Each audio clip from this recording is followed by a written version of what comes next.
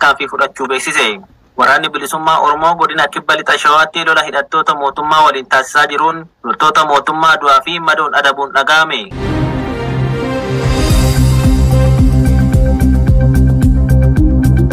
Tokko akka ibsanitti godina kibba lixa Shawaa aanaa Qarsaa Maallimaa ganda Waraabboo jedhamutti haleellaa waraanni bilisummaa Oromoo fulbaana 10 bara 2022 loltoota mootummaa konkolaataa waraanaa lamaan imalaa turan irratti fudhateen loltoota 10 caalan ajjeesuu fi madeessuu dhugoomsan. Tarkaanfii waraanni bilisummaa Oromoo aanaa Qarsaa Maallimaa ganda Waraabboo keessatti fudhate kanaanis meeshaalee waraanaa hedduu booji'uullee himaniiru. Mootummaan Bilxiginnaa rakkoo nageenyaa biyyattii karaa nagaa furuuf waraana bilisummaa Oromoo affeeruu baatullee lolli mootummaa waraana bilisummaa Oromoo waliin taasisaa jiru rakkoo nageenyaa biyyattii hammeessuun saboota gidduutti lolan qabbanoofne fiduun dhumaatii olaanaa dhaqqabsiisuu akka danda'u xiinxaltoonni siyaasaa hubachiisuun isaanii ni yaadatama.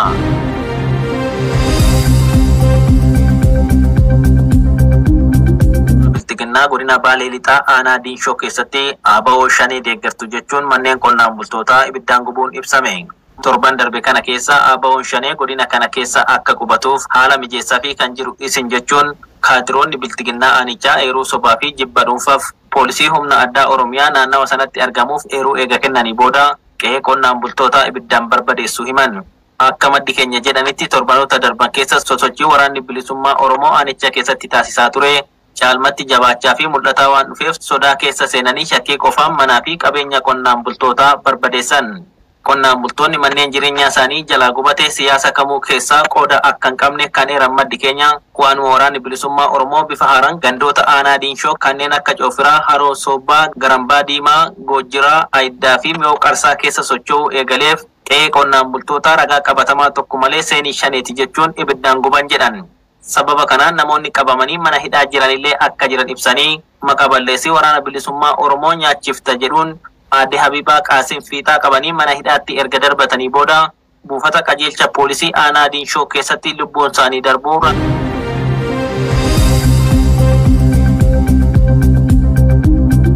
itti dabalanis milishaa Bilxiginnaa Gaachana Sirnaa jedhamanii fi poolisii humna addaa Oromiyaa dabalatee waraanni mootummichaa gandoota baadiyyaa aanaa Diinshootti bobbaafaman re'oota, hoolotaa fi sangoota qonnaan bultootaa humnaaf fudhachuun qalatanii nyaachaa akka jiran maddi keenya ibsaniiru. Torban tokko dura waraanni mootummaa lakkoofsan olaanaa ta'e konkolaataa hedduun fe'amee gamas bobbaafamaa akka ture gabaasuun keenya ni yaadatama.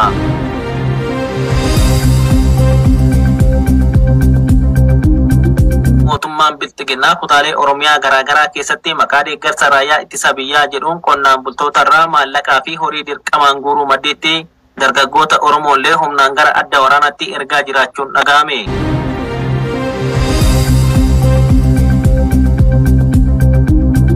Torban darbe kana keessattuu erga waraanni marsaa lammaffaa kaaba Itoophiyaatti jalqabee asitti sochoonuu fi sochiin dargaggoota dirqamaan gara adda waraanaatti erguu akka malee hammaachaa jiraachuu eeran.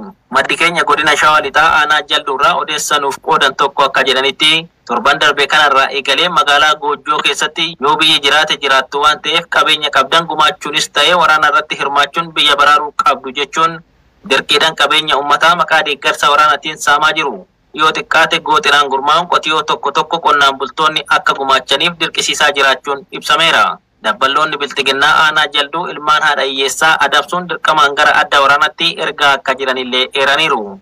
Itti dabalanis maqaa ABO shanii deeggartu jedhuun dargaggoota hedduu gandoota baadiyyaa aanaa Jalduu keessaa bulchiinsa magaalaa Goojjootti erga walitti qabanii booda fulbaana 6 bara 2022 kanneen lakkoofsi isaanii 60 ol ta'an konkolaataa fe'anii gara mooraa leenjii waraanaatti fuudhanii deemuu ibsan. Dargaggoonni maqaan isaanii Dabalee Itichaa, Girmaa Soorii, Abdataa Galaalchaa fi Tolaa Shibbiruu jedhaman dargaggoota humnaaf fudhatamanii deeman keessatti akka argaman maddi keenya eeraniiru. Mootummaan Bilxiginnaa yakkamtoota adabbiin hidhaa itti murtaa'e dabalatee kanneen shiraan mana hidhaatti ukkaamsee jiru hundaa gara adda waraanaatti fe'uuf karoora akka qabu gabaasuun keenya ni yaadatama.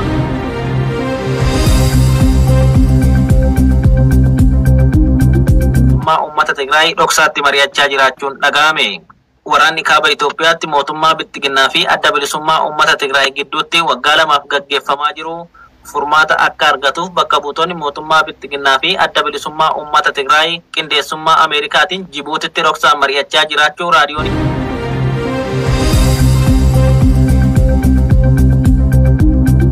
dhuunfaa mari'achaa jiraachuu raadiyoon Faransaay RFI gabaaseera.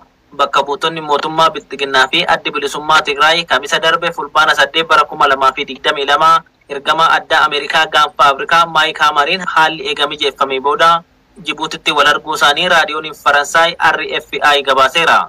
Marii bakka buutonni garee lamaanii irratti hirmaachuun himameef kana irratti dhimmoonni akka dhukaasa dhaabuu, deeggarsa namoomaa naannoo Tigraay mijeessuu fi dhimmi walqaayitii fi loltoota Eertiraa Itoophiyaa keessa jiranis xiyyeeffannoodhaan akka mari'atame RFI maxxansa fulbaana 10 bara 2022 toora marsariitii isaa irratti maxxanseen beeksiseera. Kanumaanis walqabatee mootummaan naannoo Tigraay ibsa kaleessa fulbaana 11 bara 2022 baaseen mootummaan naannoo Tigraay dhukaasa dhaabuuf marii karaa nagaa gamtaa Afrikaan hoogganamu jalatti mari'achuuf qophii ta'uu beeksiseera. Dhukaasa dhaabuun marii karaa nagaa hunda hirmaachise gaggeessuuf qophii ta'uu kan beeksise addi bilisummaa uummata Tigraay walitti bu'iinsa gaggeeffamaa jirutti xumura gochuufis obbo Getaachoo Raddaa fi Jeneraal Tsaadiqaan Gabratinsaayee dabalatee garee mootummaa naannoo Tigraay bakka bu'uun mari'atan hundeessuu isaa beeksiseera.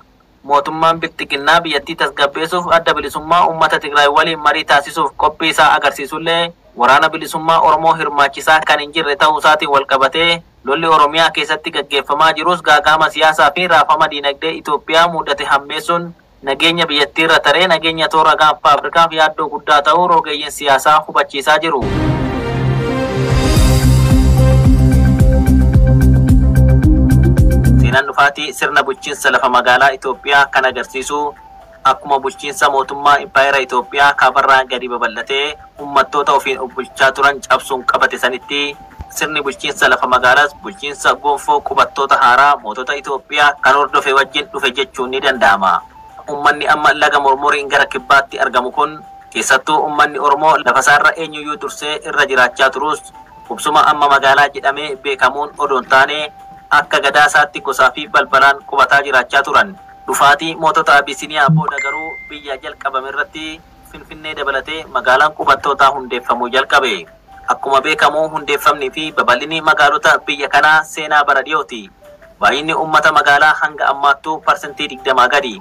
Magaalonni biyya kanaa hedduun isaanii wiirtuuwwan humna loltuu nafxanyaa fi wiirtuu siyaasaa Habashaa tarkaanfachiisuuf jecha dhuma jaarraa 19ffaatii kaasee hundeeffamuu kan eegalan yoo ta'u, suuta guddatanii magaalaa fakkaachuu eegalan. Wantoonni duubatti hafiitii guddina magaalaa biyya kanaaf sababa ta'an hedduu ta'anis isaan ijoon qonnaan bultoonni biyyattii jiruu isaanii bu'aa hojii qonnaarraa argataniin salphumatti gaggeessuu danda'uu isaanii fi mootonni biyyattii bulchaa turan hanga seenaa biyyattii kan yeroo dhiyootti magaalaa mootummaa bakka dhaabbataatti hundaa'e dhabuu isaaniiti. Akkuma seenarraa yaadannu handhuurri Impaayera Abisiniyaa durii Aksum, Laallibalaa, Gondorii fi kan kana fakkaatan ture. Dhuma jaarraa 19ffaa keessa immoo maqaa Abisiniyaa jedhu Itoophiyaatti jijjiirrachuudhaan magaalaa waraana qubattoota Minilik taasisuudhaan Addis Ababaa jedhanii teessoo mootummaa godhatanii hundeessan. Mootichi Minilik lammaffaan humna waraanaa faranjiirraa argateen daangaa biyya Itoophiyaa har'aa tana of harka erga galfateen booda wiirtuun bulchiinsa mootummaa isaa dhaabbeen Ankoobarirraa jijjiiramee Finfinnee akka taatu filate. Isaan wal qabatee haala lafti magaalaa haaraa hundoofte tanaa tajaajiltoota isaa fi jalee isaaf itti qoodamu ilaalchisee seera baase. Seerri kunis seenaa biyyattii keessatti yeroo jalqabaaf seera lafa magaalaa ilaallatu ta'ee dhuma bara 1907tti labsame. Seerri bara kana labsame kun keewwattoota 32 kan qabu ta'ee lafa magaalaa akka qabeenya dhuunfatti qabachuun, gurgurachuun fi galmeeffachuun akka danda'amu kan ayyamu ture. Bu'uuruma kanaan magaalaa Finfinneetti lammiileen biyya alaallee osoo nafin lafa hanga hektaara 10 ga'utti qabachuu danda'anii turan. Haa ta'u malee mootummaan haara addaan yoo hayyame malee lammiileen biyya ambaa lafa magaalaa hektaara 10 ol qabachuuf mirgan qaban ture. Hektaara 10 gaditti garuu dhoowwan hin turre. Asirratti wanti hubatamuu qabu lafti qabatamaa ture kun lafa duwwaa yookiin kan abbaan qabne odoo hin taane warra abbaa biyyaa Oromoota humnaan lafarraa buqqisuudhaan darbees waraanuudhaan ture. Seericha bara 1907 bahe kana hojiirra oolchuuf mootichi Minilik lammaffaan qajeelfama ulaagaawwan abbootii qabeenyaa lafaa fi lafti isaaniif kenname yommuu maqaa isaaniin galmaa'uu fi ragaan abbaa qabeenyummaa kennamuuf ulaagaa guutuu qaban akeeku qajeelfamaan baasee hojiirra oolches ture. Sirni seeraa kan lafa Oromoo fi saboota adda addaa qabeenya dhuunfaa miseensota sirna nafxanyaa fi qubattoota haaraa taasisu kun bara aangoo mooticha Haayile Sillaasee tokkoffaa keessatti cimeetuma itti fufe. Heerri mooticha kanaan bara 1955 fooyya'ee ba'ees lafa Oromoo fi saboonni biyyattii durii kaasee irra jiraachaa turan irratti lammiilee biyyattii hundaaf mirga abbaa qabeenyaa ta'uu fi qabeenyicha immoo dabarsuufis kennuufii ture. Seerri hariiroo hawaasaa mootii kanaan biyya alaarraa garagalfamee dhufes gama saantumaalee addaa kaa'uun mirga kanaaf eegumsa taasiseera. Sirni mootummaa gonfoo kufee darguun bakka bu'ee boodarra innis adda waa'eedhaan bakka buus seerri hariiroo hawaasaa bara 1960 bahe kun ammallee hojiirra kan jirudha. Seerri yaadrimee lafa qabeenya dhuunfaa taasisuun bahe kun ammallee hojiirra oolaa waan jiruuf hayyoota seeraa fi uummata biratti maqaa seera siviilii yookiin yafitaabeer higgi yookiin seera hariiroo hawaasaa jedhamuunis ni beekama.